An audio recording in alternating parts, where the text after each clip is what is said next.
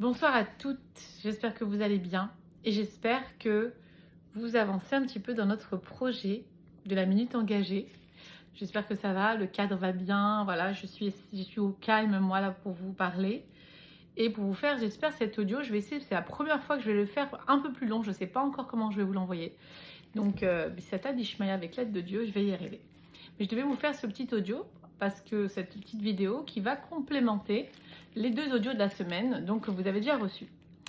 Déjà, il faut savoir que, effectivement, pour pouvoir changer quelque chose en soi, comme on l'a dit, et c'est le but de la minute, pour les premières, en tout cas les 3 premiers mois, c'est de comprendre comment fonctionne notre conscient, notre inconscient, pour essayer d'accéder à un objectif qu'on a envie d'atteindre d'une façon claire. Déjà, de l'objectif de l'avoir de façon claire, c'est clair, mais d'y aller de façon sûre, d'une façon méthodique, et c'est ce que je suis venue vous amener dans la minute engagée, la méthode pour arriver à faire de vrais changements.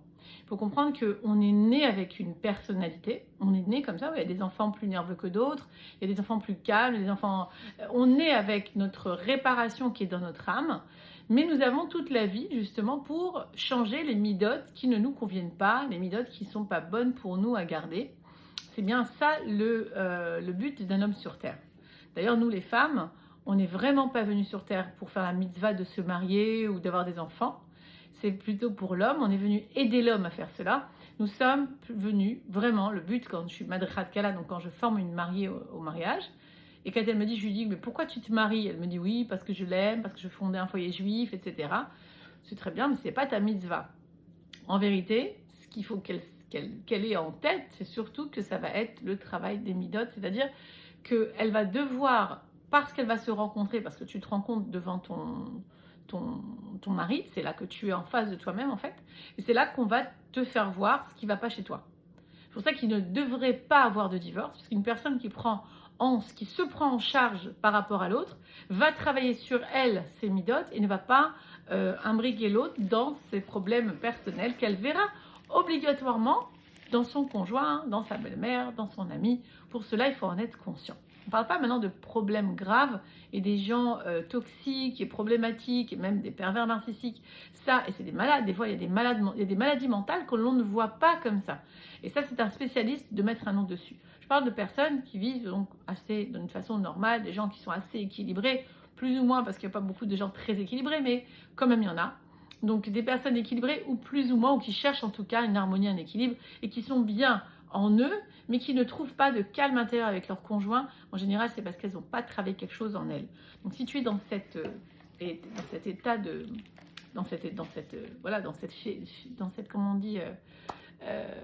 cette configuration, ça serait bien que en privé, tu peux me joindre en privé, il n'y a aucun problème, personne ici n'est censé savoir, sauf si tu, dans le Zoom du mois, si tu veux parler de ta problématique et tu dis voilà, moi j'ai un problème en face de moi, j'ai toujours un mari qui fait ça, ça, ça.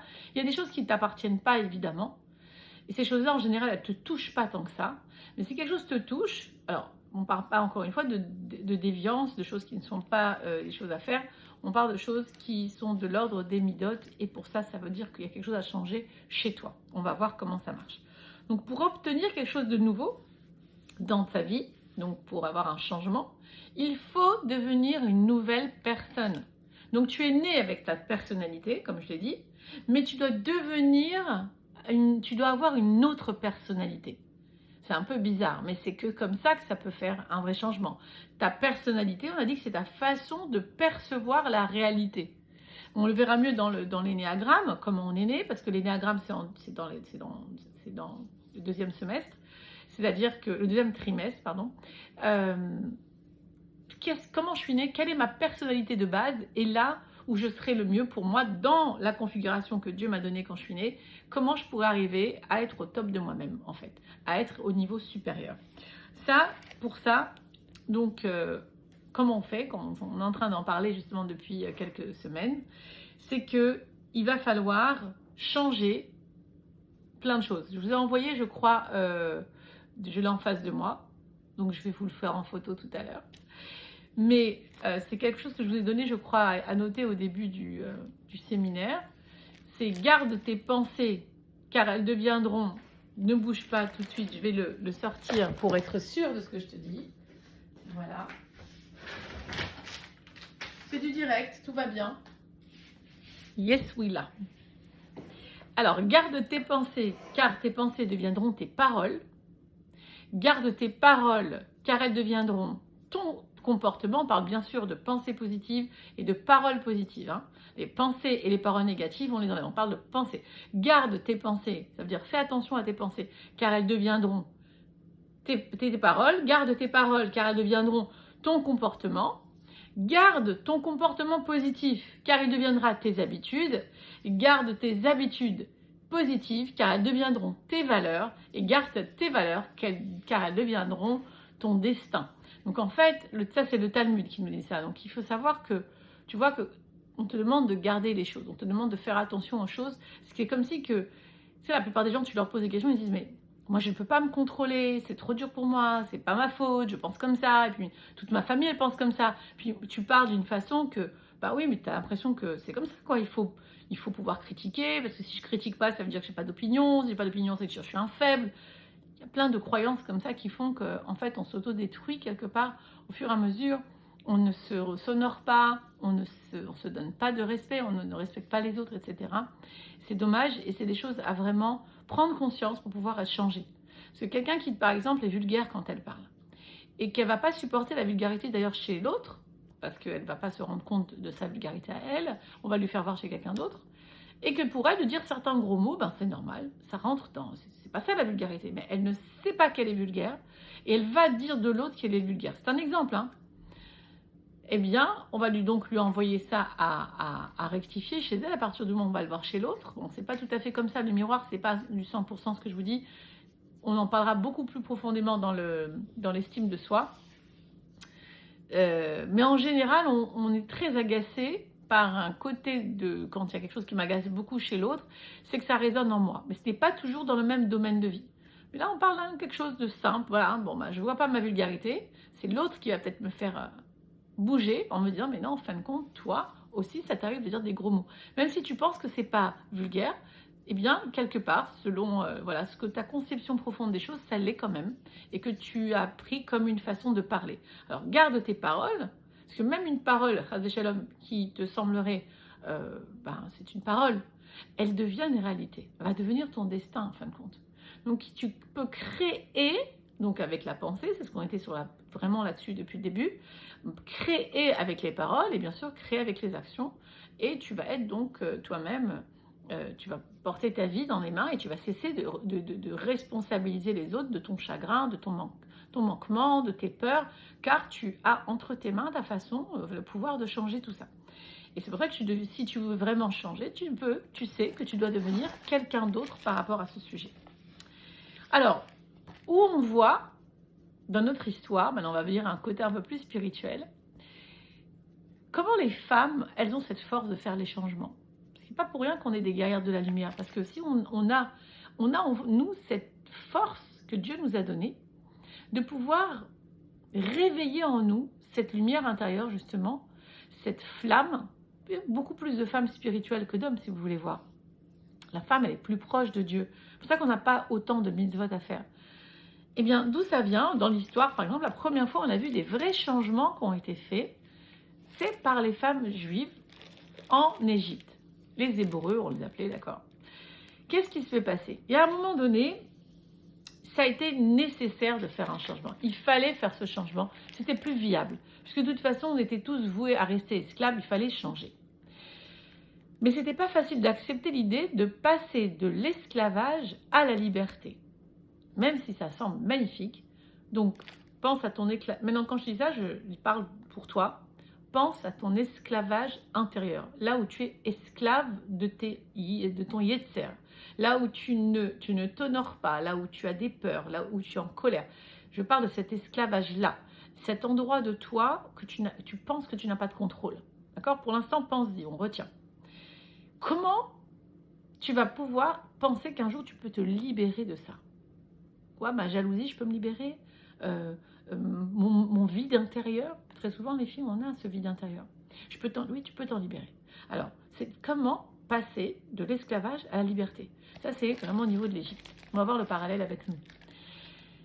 Ben, premièrement, il faut d'abord accepter l'idée que c'est possible. Donc, c'est ça tout ce que j'essayais de vous donner au début.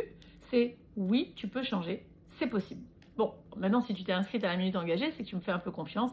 Merci de me tenir la main. On va aller ensemble vers ce changement. Donc oui, accepter l'idée. C'est pas tout simple. Des fois même, tu es là, tu dis, mais comment je vais faire? Ok, j'entends, mais comment je vais faire? Ok. Deuxièmement, accepter l'idée que c'est possible. Deuxièmement, c'est imaginer l'idée possible. C'est-à-dire qu'il faudra, comme je t'ai dit, que tu t'imagines, par exemple, si tu es quelqu'un de colérique, que tu es déjà calme. C'est possible. Mais tu me dis, c'est pas possible. Je veux bien accepter l'idée que je peux changer. Mais j'arrive pas à m'imaginer que c'est possible que je sois comme... Tu comprends la différence, c'est très important. Imaginez que c'est possible d'arriver à ton objectif. Pour cela, comme je vous avais dit, il y avait 3 choses absolument obligatoires. Une intention claire. J'avais parlé de le ressenti, ça c'est le plus important, mais c'est à la fin. Donc il y a l'intention claire, oui. C'est qu'est-ce que j'ai envie de ressentir, qu'est-ce que je vais ressentir quand j'aurai mon résultat, évidemment. Voilà, et ouvrir son cœur à ça. Oui, c'est le ressenti, pardon, c'est bien ça. Parce que je pensais vous ai donné une autre idée, mais c'est quelque chose d'autre que j'ai mis dans un autre séminaire. Donc pour l'instant, on reste avec l'intention claire, l'imagination possible de ce futur, comme on l'a vu, comme dit ici aussi le texte au niveau de la Torah, penser que c'est possible, et agir en conséquence. Ça, c'est ce qu'on est en train de faire. On va poser les actions justes. Vous allez voir, on va le faire. On va méditer, on va poser des actions pour chacun d'entre nous, par rapport à l'objectif à atteindre. Mais il est très important, quand je pense l'idée possible, et pour moi, personnellement, c'est ce qui m'a fait le plus avancer dans ma vie, c'est de ressentir à l'avance la joie d'être déjà qui je veux être, même si je ne suis pas encore cette personne-là. Parce que, en créant de cette joie en moi, en fait, en la ressentant, parce que quand j'ai une émotion, je la ressens dans tout mon corps. Toutes les cellules de mon corps sont en effervescence de cette joie que je ressens d'avoir déjà ces changements-là. D'avoir déjà obtenu mon objectif. Ça peut être même de maigrir, de se marier, d'être riche. C'est pas seulement au niveau des midotes, les filles. Hein. L'objectif peut être à n'importe quel niveau. Ça peut être aussi quelque chose de très matériel. Quand je sais que déjà je vais recevoir cette chose que j'ai besoin, ok. Par exemple, un nouveau frigidaire. Je sais pas, moi j'ai un frigidaire devant moi, un nouveau frigidaire. Mais je l'imagine, j'ouvre la porte, je mets la main dedans, il fait froid, j'entends le bip quand ça s'arrête, je le ressens. Une nouvelle voiture, moi j'avais fait ça pour une nouvelle voiture, il y a longtemps j'avais fait ça, je le refasse d'ailleurs, il faut que je change de voiture. J'avais fait tout ça et j'étais et je sentais le cuir neuf de la voiture.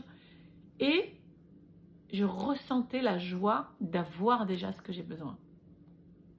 Et le ressenti dans le corps, nous dit d'ailleurs dans les psaumes de David Améler, c'est toujours le Télim 13 du roi David, c'est de se réjouir d'avance de la délivrance, mais de s'en réjouir jusqu'à la sentir dans son corps.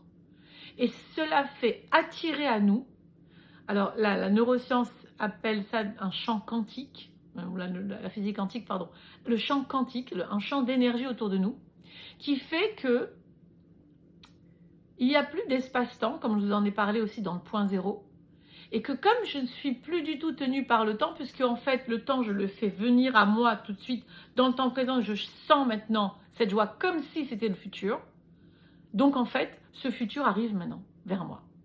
Comment? Je ne comprends rien, je ne sais rien, c'est Hachem qui fait ces choses-là, nous on fait qu'appliquer ce qui se passe. Dès que je ressens, c'est pour ça que maintenant, dans les temps qu'il y a aujourd'hui, on nous demande sans arrêt de se réjouir, de sentir la victoire, de dire « We want Mashiach now », parce qu'on veut ressentir ça pour le faire arriver en nous. Bien sûr, c'est du Zohar Kadosh, mais c'est